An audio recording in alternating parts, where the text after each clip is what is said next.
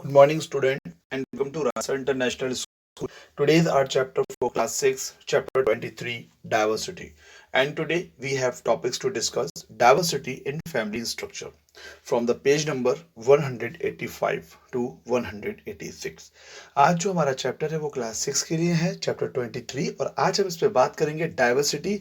और हमारा दूसरा जो टॉपिक होगा वो होगा डाइवर्सिटी इन फैमिली स्ट्रक्चर। मतलब डाइवर्सिटी का मतलब होता है अनेकता। मतलब हम कितने तरीके से अलग हैं। भारत में रहने वाला हर वो लोग, हर वो कास्ट का इंसान, वो कितने तरीके से डाइवर्ट है। हम लोग डाइवर्ट हैं अपनी कास्ट से, अपनी रिलीजियस से, अपनी लैंग्वेज से। फिर उसके बाद हम बात करते हैं कि फैमिली स्ट्रक्चर, मतलब जो पारिवारिक जो एक संरचना होती है वो कैसी होती है। मतलब जो एक परिवार होता है वो किस तरीके का होता है। मतलब एक छोटा परिवार होता है और एक बड़ा परिवार होता है। तो हम इस टॉपिक में इस बारे में बात करेंगे। Look at the page number 185, chapter 23, diversity.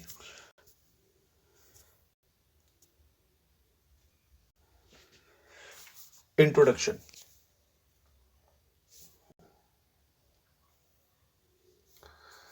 India is a vast country as well as world's largest democracy. The Republic of India is a land of heterogeneous racial, lingual, religious and social groups which are further divided into various castes, classes and sects.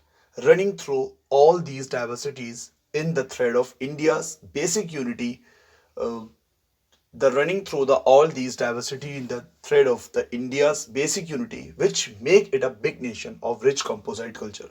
अब देखिए, जो भारत है वो एक बहुत बड़ी एक country है, लेकिन उसमें क्या है, अलग अलग लोग रहते हैं।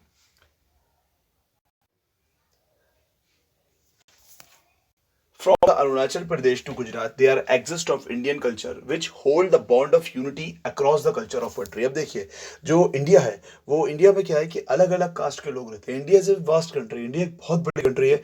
अगर हम बात करते हैं नॉर्थ से लेकर साउथ तक, और अगर ये वेस्ट से हम बात करते हैं यहाँ पर, वैसे हम ईस्ट की जो हम बात करते हैं, तो ये इंडिया चारों कोनों में अलग अलग लैंग्वेज से घिरा हुआ है। अगर हम बात करते हैं, ये अरुणाचल प्रदेश ईस्ट पर है, ठीक है। और हम यहाँ से हम आते हैं तो गुजरात पे, तो वेस्ट में गुजरात है। तो यहाँ से लेके यहाँ तक अगर हम इंडिया में आते हैं तो ये पूरे तरीके से कल्चर जो है वो चेंज हो जाता है। अरुणाचल प्रदेश में अलग लैंग्वेज बोली जाती है और गुजरात में जो है वो अलग लैंग्वेज बोली जाती है। लेकिन अगर हम बात करते हैं नॉर्थ यानी जम्मू कश्मीर साइड पे लैंग्वेज अलग होती है, और अगर हम इधर बात करें तमिलनाडु साइड पर, तो यहाँ पे क्या है, यहाँ लैंग्वेज अलग होती है। तो इंडिया में हर किलोमीटर के बाद एक लैंग्वेज है वो चेंज हो जाती है। तो इसको हम बोलते हैं कल्चर डाइवर्सिटी। लेकिन देखिए, we are different on the basis of the religious caste, है ना। रिलीजियस कास्ट के तौर पे अगर हम, और लैंग्वेज के हिसाब से अगर हम अलग अलग हैं, लेकिन हम सबसे पहले क्या है, सबसे पहले we are Indian before first we have Indian. तो हम पहले भारतीय हैं, उसके बाद क्या है, we are divert for according to their culture. But Pandit Jawaharlal Nehru ने हमें क्या डेट दिया था, यूनिटी इन डाइवर्सिटी, मतलब अनेकता में एकता। मतलब ये सब क्या है, ये सब अनेकता है। कोई हिंदू है, कोई मुस्लिम है, कोई सिख है, ईसाई है, लेकिन उसके बाद भी हम सब क्या है, हम इंडिया में रहने वाले हैं। हम सब क्या है, हम भारतीय हैं।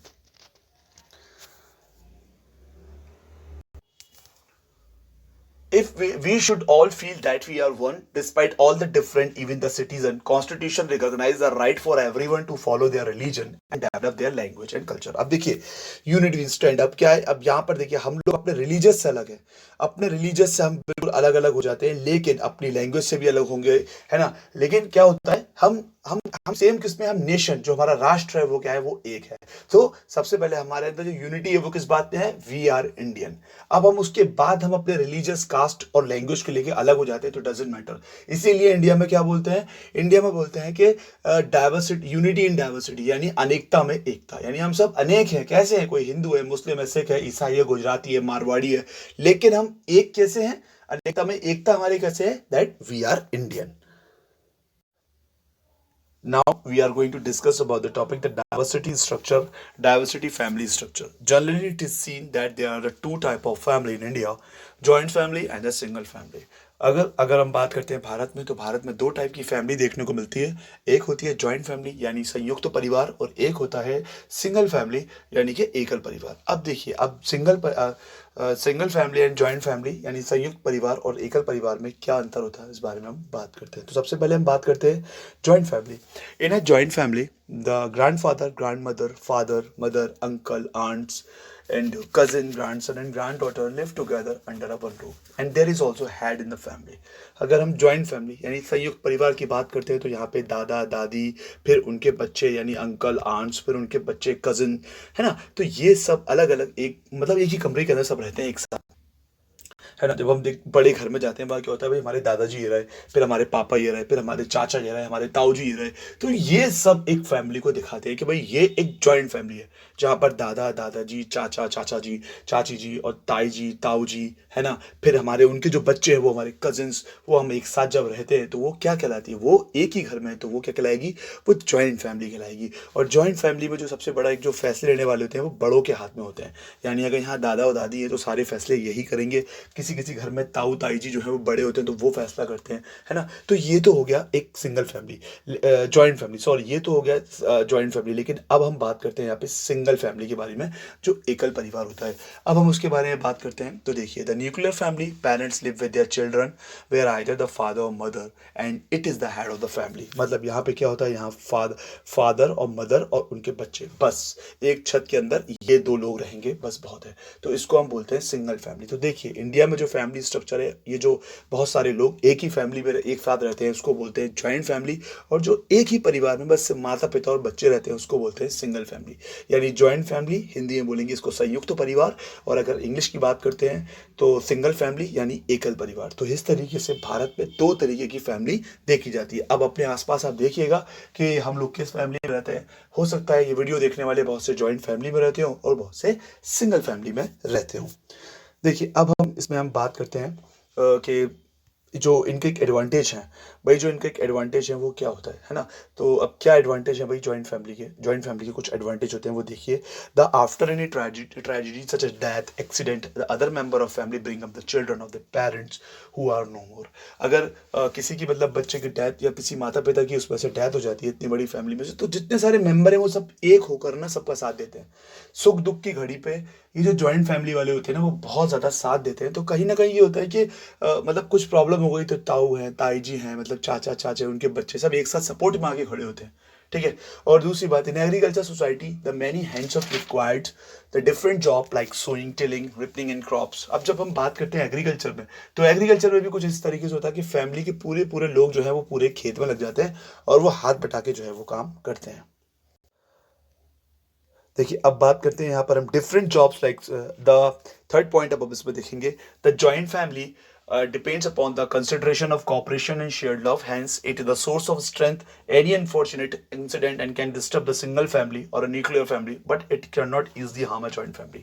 अब देखिए जो जॉइंट फैमिली होती है ना वो बहुत एके में रहती है, बहुत ज़्यादा मतलब ज़्यादा एके में रहती है। तो यहाँ पे क्या होता है, यहाँ पे अगर कोई प्रॉब्लम होती है, मान लीजिए इनको कोई प्रॉब्लम होगी तो पूरी फैमिली जो है वो इनको आके सपोर्ट करेगी। लेकिन अगर मान लीजिए कि यहाँ इनको कोई प्रॉब्लम होगी तो ये पूरे सब इनको सपोर्ट करेंगे। तो जॉइंट फैमिली में क्या होता है, एक दूसरे को सपोर्ट करने के लिए बहुत सारे लोग होते हैं। लेकिन अगर हम बात करते हैं सिंगल फैमिली की, तो भाई सिंगल फैमिली में अगर प्रॉब्लम है तो ज़्यादा चांसेस कम होते हैं कि भाई इनको कोई देखने वाला नहीं होगा। जब तक ये रिलेटिव को फ़ोन करेंगे तो आने में टाइम लगेगा, है ना। तो और on the other hand joint family में क्या है, एक कुछ बात होती है तो सब एक साथ हो जाते हैं, है ना। तो ये रहता है। अब देखिए अब where the both husband and wife working and the family best. अब हम बात करते हैं यहाँ पे demerits of the joint family. अब हम जॉइंट फैमिली की जो है डीमेरिट्स की हम यहाँ पर बात करेंगे कि भाई यहाँ इनके जो नुकसान हैं, जो इनके नुकसान है वो क्या है। In the joint family person can not take the decision independently. अब जॉइंट फैमिली में ना डिसीजन कोई एक साथ नहीं ले सकता। फॉर एग्जाम्पल मैं आपको भी बताता हूँ किस तरीके से वो डिसीजन नहीं लिए जाते। जैसे फॉर एग्जाम्पल ये है कि अगर कोई भी एक डिसीजन होगा, मान लीजिए कोई डिसीजन है, इनको कुछ अपना अलग डिसीजन करना है, मान लीजिए इनको एक स्कूटी चाहिए या स्कूटर चाहिए, तो भाई ये अपना अकेला फैसला नहीं देंगे। सबसे पहले इनको ना दादा दादी की राय लेनी होगी। तो इनका जो है ना एक जॉइंट फैमिली में जो है रिस्पेक्ट बहुत दी जाती है कि बड़ों के फैसले के बिना कोई काम नहीं हो सकता। तो अब इनका जो एक फैसला होगा वो इनके बगैर नहीं हो सकता। जब तक यहाँ से कहते ना इनको मतलब एग्री नहीं होंगे तो वो चीज़ लेने में भी प्रॉब्लम होगी, है ना। फॉर एग्जांपल अब इनको कुछ अगर बिजनेस में कोई काम करना है तो अभी इनको क्या है, आपस में एक कोऑर्डिनेशन बना के रखना होगा कि हम बिना किसी की इजाज़त के काम नहीं कर सकते। तो जॉइंट फैमिली में क्या होता है कि जॉइंट फैमिली में कोई भी एक इंडिपेंडेंट फैसला In the joint family, many times of the member disagree with one another, quarrel of the distribution joint property. तब यहाँ पे क्या होता है, इतने बड़े घर में जब इतने सारे लोग रहेंगे तो क्या है, वहाँ पे झगड़ा शुरू हो जाता है। तो यहाँ पे झगड़ा भी होता है, अक्सर झगड़ा देखने को मिलता है कि चाचा से कुछ लड़ाई है, ताऊ से कुछ लड़ाई है। तो ये झगड़े जो हैं ये जॉइंट फैमिली में एक चांसेस बढ़ जाते हैं। ठीक है, in housing is a great problem for a joint family. It is not so for the nuclear single families. A nuclear family can adjust in a small house. अब देखिए, अब अगर हम बात करते हैं यहाँ पर इन दो फैमिलीज को अगर हम लेंगे तो आप खुद डिसाइड करिएगा। देखिए, जो जॉइंट फैमिली होगी ना, उनको जो मकान खरीदना होगा तो वो बड़ा ही मकान खरीदेंगे, क्योंकि इतने सारे लोग एक छोटे मकान पे तो नहीं आ सकते। लेकिन अगर हम सिंगल फैमिली की बात करते हैं तो ये लोग कम पैसों में छोटे मकान में भी एडजस्ट हो सकते हैं। तो भाई डीमेरिट्स क्या है, जॉइंट फैमिली को एक बड़ा मकान चाहिए होता है। जॉइंट फैमिली में जो मेंबर्स होते हैं उनको अपना एक इंडिपेंडेंट डिसीजन नहीं ले सकते। और जॉइंट फैमिली में क्या होता है कि जॉइंट फैमिली में एक मतलब इन लोगों को ना बहुत सारी मतलब एक तरीके से एडवांटेज तो बहुत है, लेकिन जो मकान हाउसिंग को लेकर है, इनको एक बड़ा ही मकान चाहिए होता है। छोटे मकान में इनका गुजारा नहीं चल पाएगा। लेकिन ऑन द अदर हैंड अगर हम इनको देखते हैं सिंगल फैमिली को, तो इनका क्या रहता है कि किसी भी छोटे मकान में एडजस्ट कर सकते हैं और इनको ना कम पैसों में भी मकान इजीली, इनको आसानी से छोटा मकान में भी एडजस्ट कर सकते हैं। I hope you like this video. We will upload some more new topic of this chapter. Till then, stay safe and goodbye.